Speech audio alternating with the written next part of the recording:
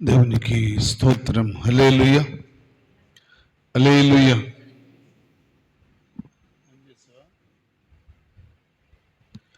రాత్రి కాల సమయంలో దేవుని వాక్యాన్ని మనం ధ్యానం చేద్దాం. బిడ్డలారా, మరొకసారి ఇక్కడ వచ్చిన మీకు అందరికి ప్రభు పేరిట వందనాలు. దేవుని వాక్య భాగంలో మొన్న మీకు కొద్ది సమయ వాక్యాన్ని చూపించి నేను ముగించాను. ఈ రాత్రి దాన్ని కొంచెం కంటిన్యూ చేసి తదుపరి మరలా ధ్యానం చేద్దాం. మొన్న మీకు జ్ఞాపకం చేసిన మాట ఏంటంటే విధేయత. చెప్పండి, ఏంటది? విధేయత. విధేయత అనేది ఎలా ఉంటుంది? ఒకసారి యెహోషువ గ్రంథము 6వ అధ్యాయాన్ని మనం చూస్తే, యెహోషువ గ్రంథము 6వ అధ్యాయము మొదటి 2 వచనాలు మనం చూస్తే, ఆ కాలమున ఇశ్రాయేలీయుల భయము చేత ఎవడును వెలుపలికి పోకుండాను లోపలికి రాకుండాను యెరికో పట్టణము ద్వారము గట్టిగా మూసివేయబడిను. అప్పుడు యెహోవా యెహోషువతో ఇట్లా నిన్ను చూడుము, నేను యెరికోను దాని రాజును పరాక్రమము గల శూరులను నీ చేతికి అప్పగించుచున్నాను. వీరందరూ యుద్ధ సన్నద్ధులై పట్టణమును ఆవరించి ఒక మారు దాని చుట్టూ తిరిగి రావలెను. రైట్ బిడ్డలారా, ఆ కాలములో ఎవరి భయం అంట? చెప్పండి. ఇశ్రాయేలీయుల భయము మామూలుగా లేదు. ఇశ్రాయేలీయుల భయము యెరికో ప్రజలకు ఎందుకు వచ్చిందో తెలుసా? ఇశ్రాయేలుకు నాయకుడు ఎవరు? యెహోషువ. యెహోషువ సామాన్యుడు కాదు. యెహోషువ మంచి పోరాటము కలిగిన వాడు. ఆ కాలములో ఇశ్రాయేలీయుల భయము ఎవరి మీదకుంది? యెరికో ప్రజలకుంది. యెరికో పట్టణము సామాన్యమైంది కాదు. దాని గేట్లు మూసేసుకుని ఆ లోపల ఉండిపోయారంట. అంటే యెరికో గోడలు ఒక 30 అడుగులు హైటు, ఒక 30 అడుగులు ఎడలిపు, చాలా బలమైన కోట గోడలు అవి. ఆ గోడల మీద 2 రథాలు వెళుతూ ఉంటే 2 రథాలు వస్తూ ఉంటాయంట. అవును, అంత వెడల్పు కలిగిన ప్రాకారానికి చుట్టూ గోడలు, మధ్యలో బురుజులు. ఆ బురుజుల్లో ఉండి చూడటం జనం ఎంత పగడ్బందీగా ఉంటే యెరికో పట్టణపు ప్రజలు అనుకున్నారంట.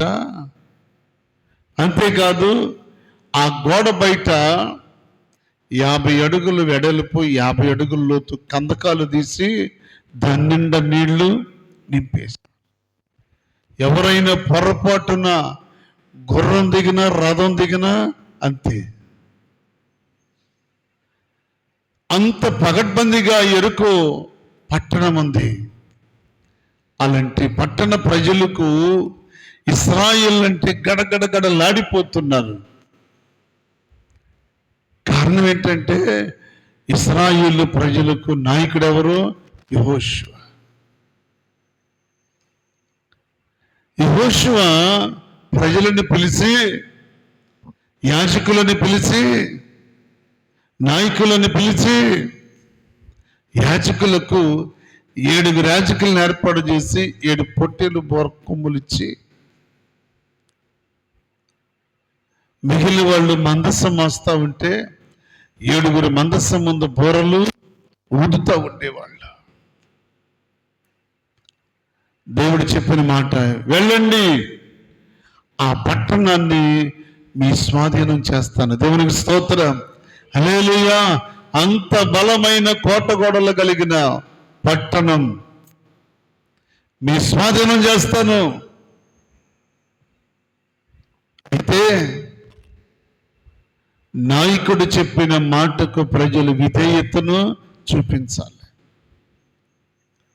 యెహోషువ యాజకులను పిలిచి యాజకులకు చెప్పిన మాట, మందసం ముందు నడవాలి, బోరలు దేవాళ్ళు ముందు నడవాలి, ఆ వెనక ప్రజలు నడవాలి.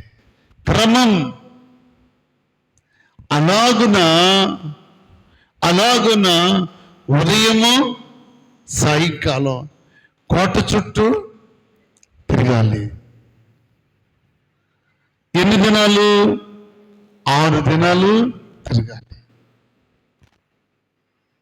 ఈ మాట చెప్పినప్పుడు ప్రజలేమీ మాట్లాడకూడదు. అర్థమైందా? ఉదయం కానీ సాయంకాలం కానీ పట్టణాన్ని చుట్టూ వచ్చేంత వరకు మీరెక్కడ ఏది మాట్లాడకూడదు. ఎలా తిరగాలి? మౌనంగా తిరగాలి, మౌనంగా ఉండాలి. లక్షల మంది ప్రజలు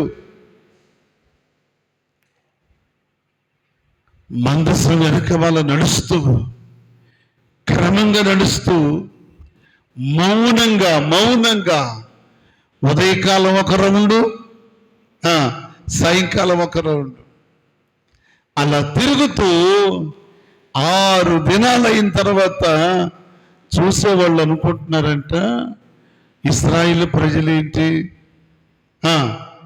ఏమీ మాట్లాడరే, స్తుతులు చెప్పరే, కేకలయ్యరే, ప్రార్థన చేయరే, పాటలు పాడరే, ఇట్లేమీ చేయట్లేదేంటి? ఉదయకాలం వస్తున్నారు, ఒక రౌండ్ తిరుగుతున్నారు, సాయంకాలం వస్తున్నారు, ఒక రౌండ్ తిరుగుతున్నారు. ఏములే బిడ్డలారా, క్రమంగా తిరుగుతూ 6 దినాలు నాయకుని మాటకు ప్రజలు ఏం చూపించారు? విధేయత. స్తోత్రం చెప్పండి. విధేయతను చూపించారు. యెహోషువ చెప్పిన మాట ప్రకారము ప్రజలు 6 దినాలు మౌనంగా తిరిగారు. బిడ్డలారా, దైవజనుడు పట్ల ప్రజలు చూపిన విధేయత ఎంత గొప్పదో తెలుసా? నాయకుడు చెప్పినట్లు మౌనంగా తిరిగారు. 6 దినాలు కంప్లీట్ అయిపోయింది. 7వ దినమున దేవుడు అంటున్నాడు, లెండి, ఆ పట్టణాన్ని మీకు స్వాధీనం చేస్తాను. దేవుని స్తోత్రం. వెళ్ళండి, వెళ్ళి 6 దినాలు తిరిగినట్లు మౌనంగా తిరగొద్దు. యాజకులేమో చెప్పాలా, పొట్టేలు కొమ్ము బోరలు యాజకులేమో ఓదాలి, మందసం తిరుగుతూ ఉండాలి. ప్రజలందరూ ఇప్పుడు ఏం చేయాలి? కేకలయ్యాలి. దేవుని స్తోత్రం. కేకలయ్యాలి, స్తుతించాలి, కేకలయ్యాలి, స్తుతించాలి. ఆర్భాటముగా ప్రజలు, లక్షలాది మంది ప్రజలు ఎరుకోను చుట్టూ తిరిగి వచ్చి స్తుతులు చెప్పేసరికి బిడ్డలారా, ఈ 30 అడుగులు హైట్ ఉన్న గోడలు, 30 అడుగులు ఎడల్పున్న గోడలు వాటంతటికి ఈ కందకాలలో పడిపోతున్నాయి. స్తోత్రం చెప్పండి. ఏంటి అద్భుతం? ఇశ్రాయేలీల దేవుడైన యెహోవా పరాక్రమము కలిగిన దేవుడు, తన ప్రజలకు ముందుండి నడిపించిన దేవుడు, కోటగోడలను కూల్చిన దేవుడు. బిడ్డలారా, స్తుతించేది ప్రజలే గాని గోడలు కూల్చటానికి ఎవరు? దేవుడే. ఎందుకో తెలుసా? వీళ్ళు స్తుతించటమే. ప్రజల దగ్గర శక్తి సామర్థ్యాలు లేవు, ఆయుధాలు లేవు. కానీ వారికున్న బలమైన ఆయుధాలు ఏంటో తెలుసా? స్తుతులు, విధేయత. ఎంత విధేయత కలిగి స్తుతించారో తెలుసా? లక్షల మంది ప్రజలు ఏక మనసుతో, ఏకాత్మతో ఆ ప్రజలు స్తుతిస్తూ ఉంటే కొన్ని సంవత్సరాలు తరబడి కట్టిన ఎరుకో కోట గోడలు వాటంతరికవే కందకాలలో కూలిపోతున్నాయి. ఇట్లారా ఇశ్రాయేలు ప్రజల ముందంట ఎరుకో కోట గోడల యొక్క గేట్లు తెరుచుకున్నాయంట. స్తోత్రం చెప్పండి, హల్లెలూయా. కోట గోడల యొక్క గేట్లు ప్రజలకు తెరుచుకున్నాయి. కారణం ఏంటో తెలుసా? గేట్లు తెరుచుకున్నాయి అంటే ప్రజలకు ముందు ఎవరు నడుస్తున్నారు? దేవుడే. పేతురయ్యను వెన్ను తట్టి లేపి దుప్పుడు భుజాన్ని వేసుకుని చెప్పులు తడుక్కొని కర్ర పట్టుకొని బయటికి బదమని చెప్తే పేతురయ్య వెళుతుంటే గేట్లు అటంతరకయ్యే తెరుచుకున్నాయి. ఎవరు నడుస్తున్నారు పేతురయ్యకి ముందు? సైన్యములకు అధిపతి అయిన దేవుడు, ప్రాకారములను పడగొట్టగలిగిన దేవుడు, యుద్ధ శూరుడైన దేవుడు, పరాక్రమము కలిగిన దేవుడు. ఆయన ఎంత పరాక్రమము కలిగిన వాడు ఇశ్రాయేలు ప్రజల దినమున కళ్ళారా చూసి భయపడ్డారంట. దేవుని స్తోత్రం. భయపడి దైవజనుడు యెహోషువ చెప్పిన మాటకు వారు విధేయతను చూపించారు. విధేయతను చూపిస్తే అద్భుతాలు చూడగలుగుతాం. అద్భుతాలు చూడగలుగుతాం. సొంత ప్రయత్నాల వలన ప్రయాస తప్ప, సొంత ప్రయత్నాల వలన కష్టము తప్ప, సొంత ప్రయత్నాల వలన శ్రమటలు తప్ప, సొంత ప్రయత్నాల వలన శ్రమ తప్ప ప్రతిఫలమేమి ఉండదు. దానికి కారణం ఎవరో తెలుసా? పేతురయ్య. చెప్పండి, ఎవరు? పేతురయ్యే. రాత్రంతా ఏం చేశారు చెప్పండి? ఎవరి మాట వినలేదు, దేవుని మాట వినకుండా. ఇదివరకు మనం ఆ ప్రాంతాల్లో చేపలు పట్టాం, ఆ ప్రాంతంలో చేపలు పట్టాం, ఆ రేవులో చేపలు పట్టాం అనుకుని వీళ్ళందరూ చక్కగా మాట్లాడుకుని మెల్లగా వెళ్ళి రాత్రంతా కూడా ప్రయాసపడి తిరిగారు గలిలయ సముద్రంలో. బిడ్డలారా, ఎవరి మాట వినకుండా, దేవుని మాటకి విధేయత చూపించకుండా, దేవునికి చెప్పకుండా, దేవుని మాట వినకుండా, వలుందనుకుని, ధోని ఉందనుకుని, శక్తి సామర్థ్యాలు ఉన్నాయనుకుని, నేర్పరితనం ఉందనుకుని, ఈ ఎక్స్పీరియన్స్ ఉందనుకుని, చేపలు పట్టడంలో మంచి తిట్ట ఎవరు? పేతురయ్య. అలాంటి నేర్పరి కలిగిన వాడు యేసు ప్రభు సెలవు లేకుండా, ఆయనకు మాట కూడా చెప్పకుండా యజమానికి వెళ్ళి రాత్రంతా ప్రయాసపడి ఉదయకాల ముందు ఒడ్డు గారికి వచ్చి వల బాగు చేసుకుంటా ఉంటే నా దేవుడు ఎంత ప్రేమ కలిగినాడో తెలుసా? ఆయన సముద్రం మీద నడిచి ఆయన శిష్యుల దగ్గరకు వచ్చాడు. దేవునికి స్తోత్రం. వచ్చి, పిల్లలారా, ఏమన్నాడైనా? తినటానికి ఏమైనా ఆహారం ఉందంటే, ఏముంది ప్రభువా? ఏముందని చెప్పం, ఏముందని చెప్పం. రాత్రంతా చెప్పండి, రాత్రంతా ప్రయాసపడ్డాం. వలలో విసరిన స్థలం అంటూ లేదయ్యా. పూర్వం తిరిగిన రేవులు ఎన్ని ఉన్నాయో ఆ రేవులన్నీ తిరిగా. పూర్వం ఎలాగో నేర్పరితనం కలిగి ఇసిరేమో అలాగే ఇప్పుడు కూడా ఇసిరాం ప్రభువా. అయినా ఒక్క చేప కూడా పడలేదు. కొన్ని ఏమన్నా వాళ్ళు వెళ్ళిన సముద్రంలో చేపలు లేవా? ఉన్నాయి, చేపలు ఉన్నాయి, సమృద్ధిగా ఉన్నాయి. సమృద్ధి కలిగిన స్థలములోనే అది ఒకటి దొరకట్లేదు. కారణం ఏంటి? ఎవరికి చెప్పలేదు?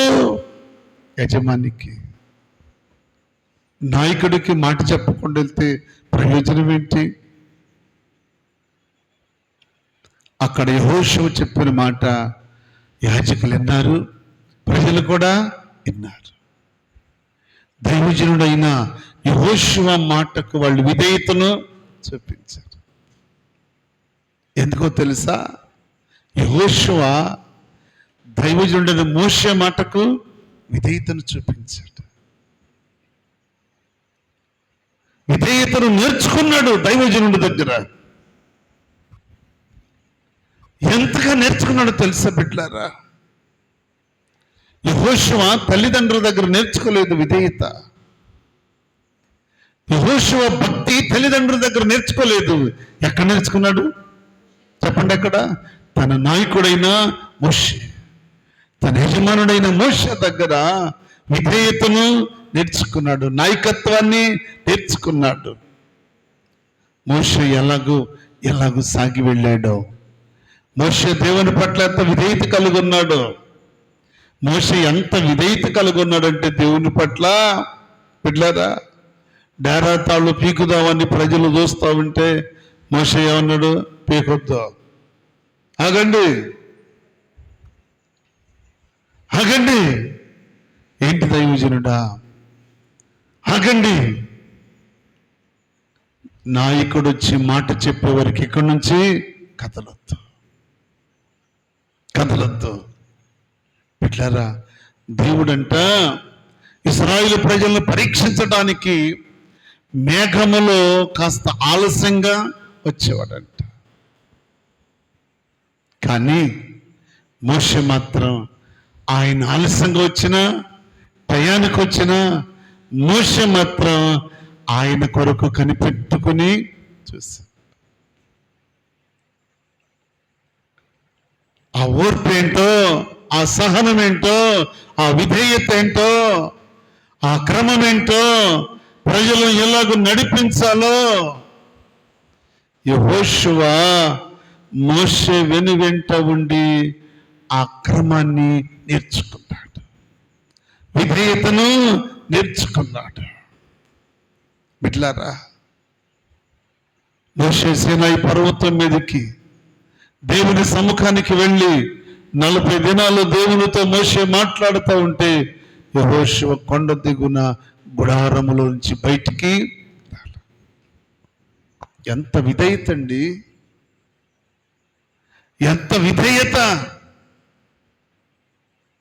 40 దినాలు దైవజనుడు దేవునితో ముఖాముఖిగా మాట్లాడుతూ ఉంటే యెహోషువ గుడారములో ఉండి కనిపెట్టుకొని చూస్తున్నాడు. అది విధేయత. కానీ మనమైతే మనకి అంత విధేయత ఉంటుంది? ఎంత విధేయత కలిగి ఉంటున్నాం?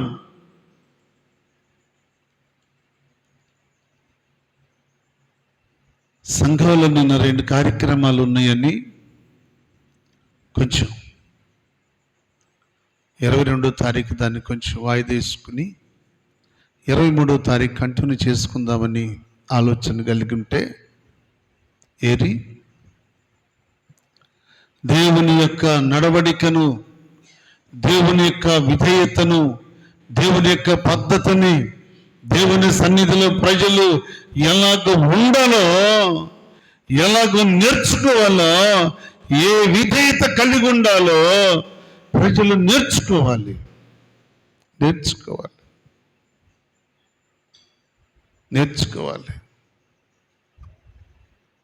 మనము నేర్చుకోకపోతే మన పిల్లలకు కూడా మనమేమీ నేర్పలేము.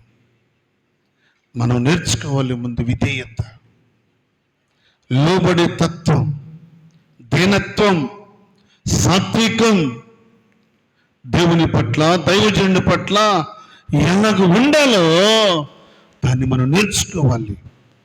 అందుకే ఇబ్రీ పత్రిక 5వ అధ్యాయంలో యేసుక్రీస్తు ప్రభువారు ఆయన విధేయతను ఏం చేశాడంట? నేర్చుకున్నాడు. శ్రమల చేత విధేయతను నేర్చుకున్నాడు ఆయన. నీకు శ్రమ వస్తే శ్రమలో విధేయత నేర్చుకుంటావా?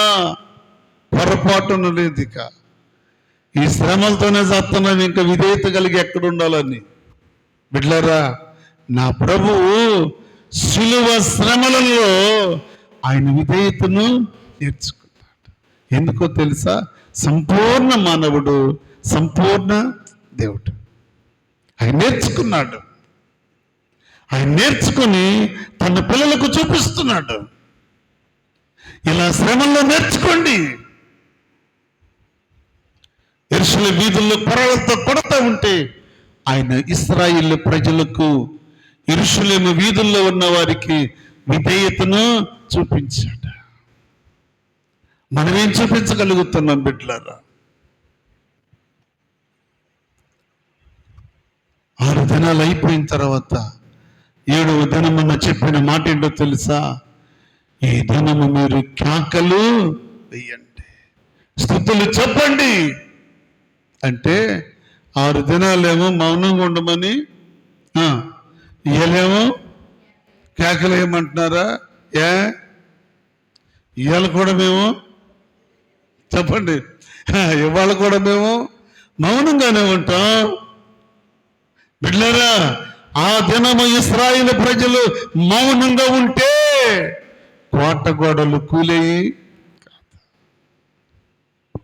బిడ్డలారా, ఏ రోజు కేకలు వేయాలో, ఏ రోజు స్తుతించాలో, ఏ రోజు ప్రార్థించాలో, ఏ రోజు నేర్చుకోవాలో దేవుడు మనకు నేర్పుతూ ఉంటాడు.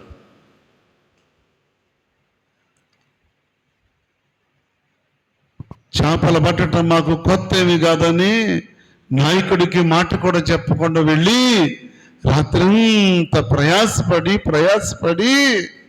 సిగ్గుపడి అవమానపరచబడి ఏమీ చేయలేక వలలు బాగు చేసుకుంటున్నారు.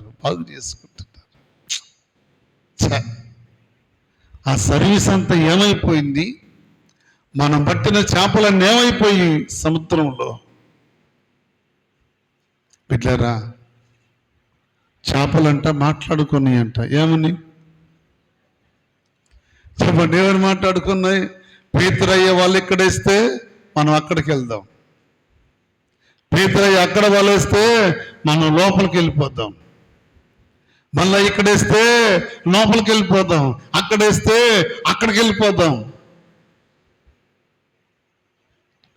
పేతురయ్య వలేస్తున్నాడే కానీ అక్కడ నీళ్లు తప్ప చేపలేమి లేవు.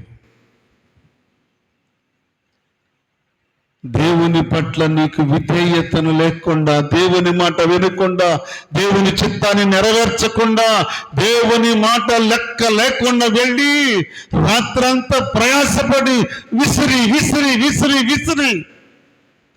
ఒంటిలో ఉన్న శక్తి అంతా పోయే వరకు, చేతులు లాక్కొచ్చేంత వరకు విసిరి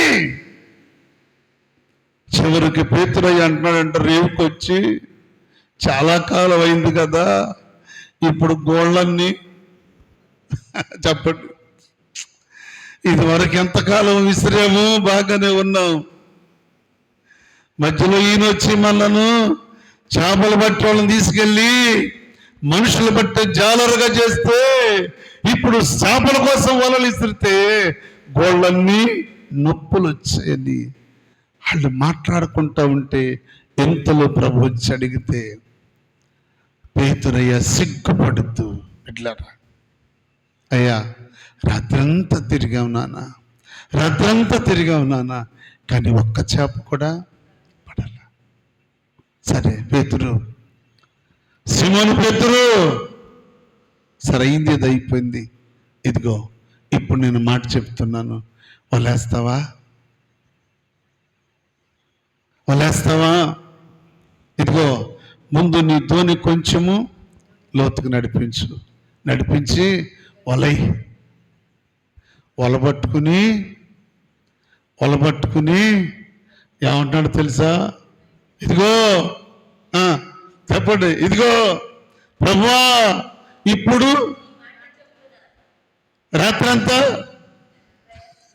చెప్పండి, ఏమో రాత్రంతేమో నా ఇష్టం వచ్చిన రేవులు తిరిగి ఇసిరాను, కానీ ఇప్పుడు అంటున్నాడు పేతురు, ఇదిగో అయ్యా నీ మాట చొప్పున చెప్పండి వలేస్తా,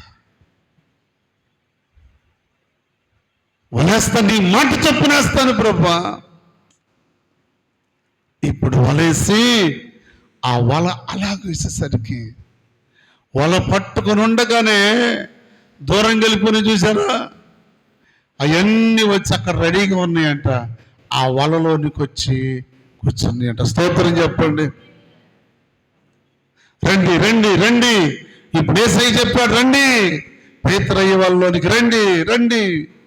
అది చేపలలో పడ్డి విధేయత చూపించే యేసయ్య మాటకి స్తోత్రం చెప్పండి. ఎన్ని చేపలు? 150 గొప్ప చేపలు. వాళ్ళ పిగిలిపోయే అన్ని చేపలు. పేతురు జీవితంలో ఎన్నడూ చూడనటువంటి అద్భుతాన్ని చూశాడు. ఇప్పుడు వల లాగుతుంటే వల్ల అవ్వట్లేదు, ఇద్దరు వల్ల అవ్వట్లేదు.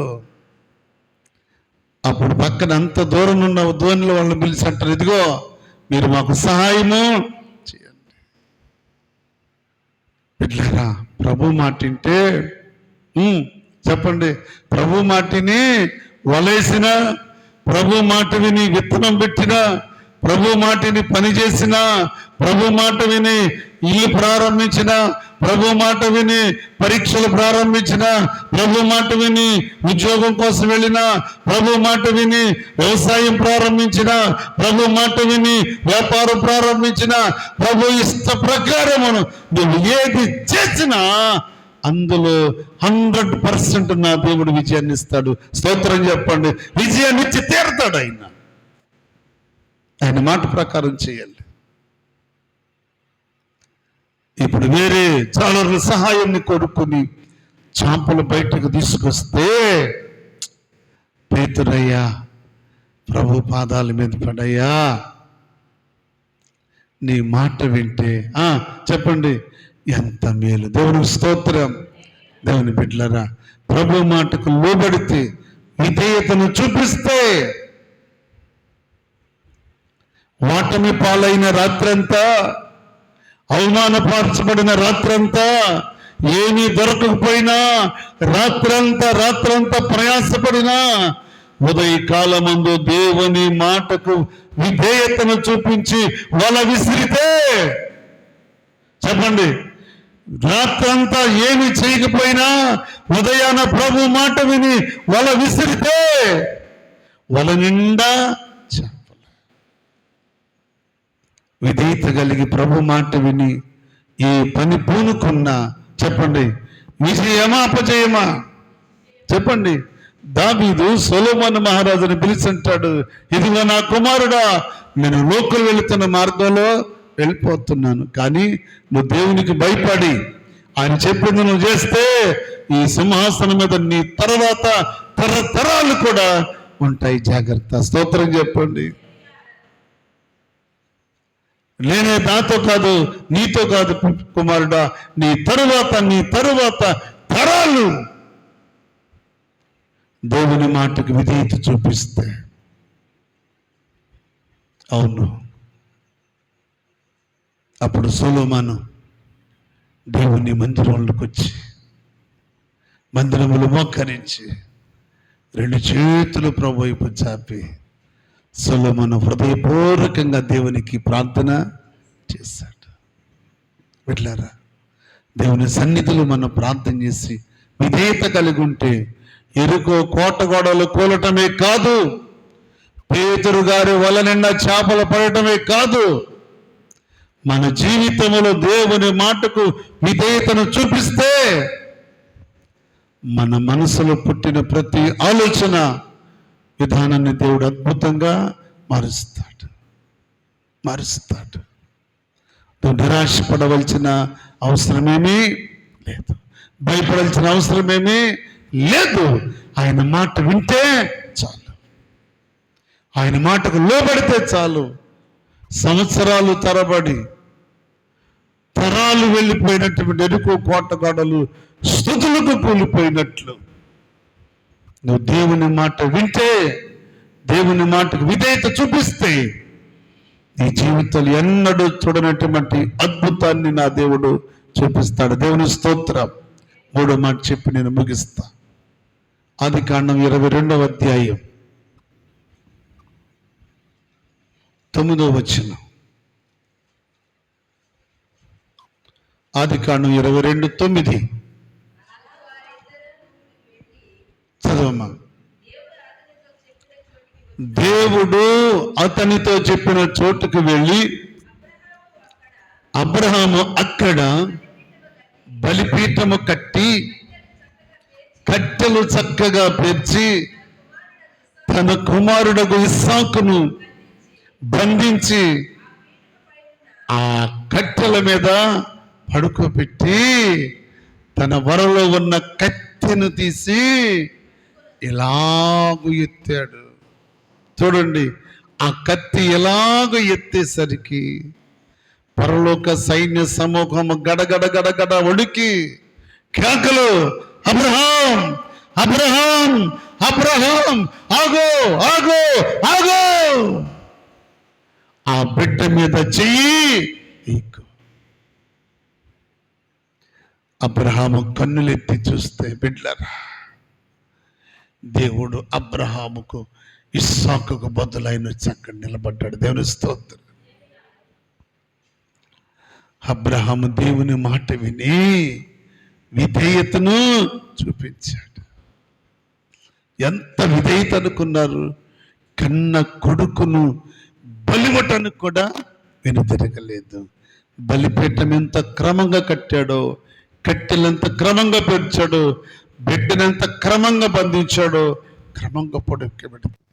ఇవన్నీ చూసిన దేవుడు సంతోషించి ఆనందించి పరలోకమంతా కూడా ధ్వని పలికిందంట. దేవుని స్తోత్రం. ఆ విషయాన్ని బట్టి దేవుడు అబ్రహామును గురించి సాక్ష్యం ఇస్తూ అంటాడు. ఎవనో తెలుసా? అబ్రహాము దేవునికి భయపడ్డాడు. సభలు కూడా దేవుని స్తోత్రం చెప్పండి.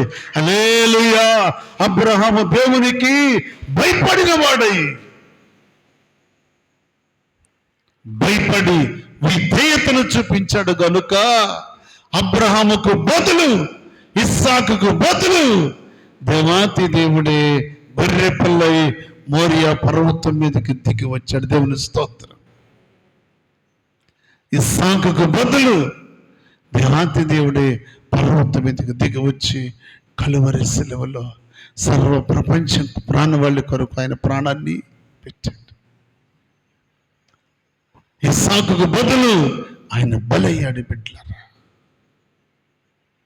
అందుకే అవన్నీ చూసిన ఇస్సాకు విధేయుడై తల్లిదండ్రులకు లోబడ్డాడు. దేవుని స్తోత్రం. ఇస్సాకు విధేయుడై దేవునికి లోబడితే ఆ సంవత్సరం గడ్డు కాలమైన, వర్షము లేని సంవత్సరమైన ఆ సంవత్సరం ఇస్సాకు విత్తనం వేసి 100 పంటను కోసాడు. దేవుని స్తోత్రం. ఎందుకో తెలుసా? విధేయుడు విత్తనం ఎత్తితే కాలము గడగడలాడుతుంది. విధేయుడు మోకరిస్తే పరలోకము గడగడలాడుతుంది.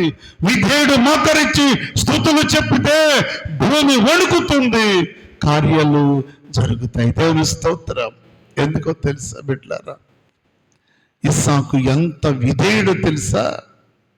తల్లిదండ్రుల మాట విన్నవాడు. కట్టెలు పేర్చినా, కాళ్ళు చేతులు కట్టినా, కట్టెల మీద పడుకోబెట్టినా తండ్రి మాటకు విధేయుట. తండ్రి మాటకు విధేయుట. మనం ఎంత విధేయత కలిగి ఉండగలుగుతున్నాం? ఈ రాత్రి ఒక్కసారి జ్ఞాపకం చేసుకుని మన విధేయత, మన విశ్వాసం, మన ప్రేమ, మన సాత్వికం, మన దాతృత్వం మన పిల్లలు కళ్ళారా చూసి, వాళ్ళు మనల్ని చూసి నేర్చుకోవాలి. అబ్రహామును చూసి ఇస్సాకు నేర్చుకున్నాడు. మోషేను చూసి యెహోషువ నేర్చుకున్నాడు.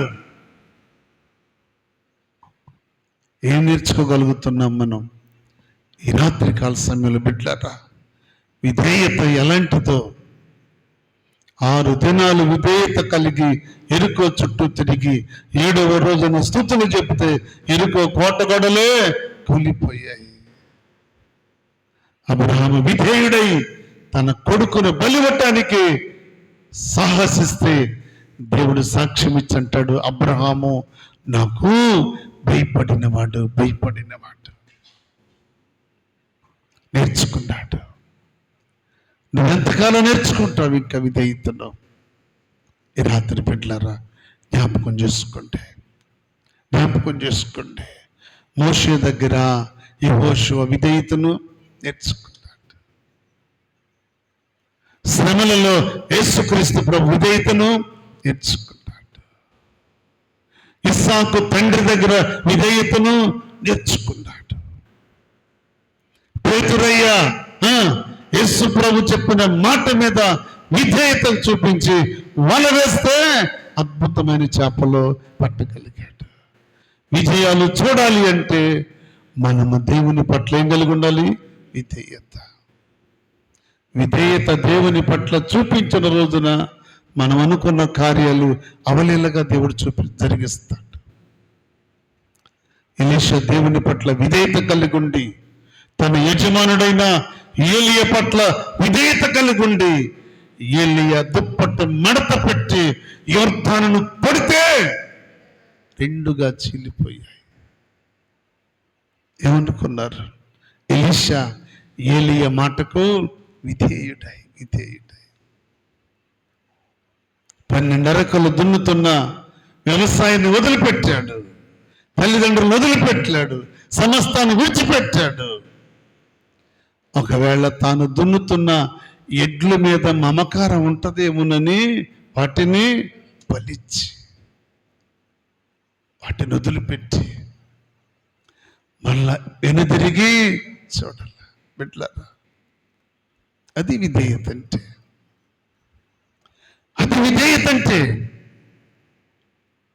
మనం ఎంతవరకు విధేయత కలిగి ఉన్నామో మనం పరీక్షించుకుంటూ, మన పిల్లలు విధేయత నేర్చుకుంటున్నారో లేదో పరిశీలించుకుంటూ ప్రభు కొరకు ముందుకు సాగుదాం. పరిశుద్ధాత్మ దేవుడి రాత్రి మాటలు మన కొరకై దీవించునుగాక. ఆమెన్ చెప్పండి. ఆమెన్.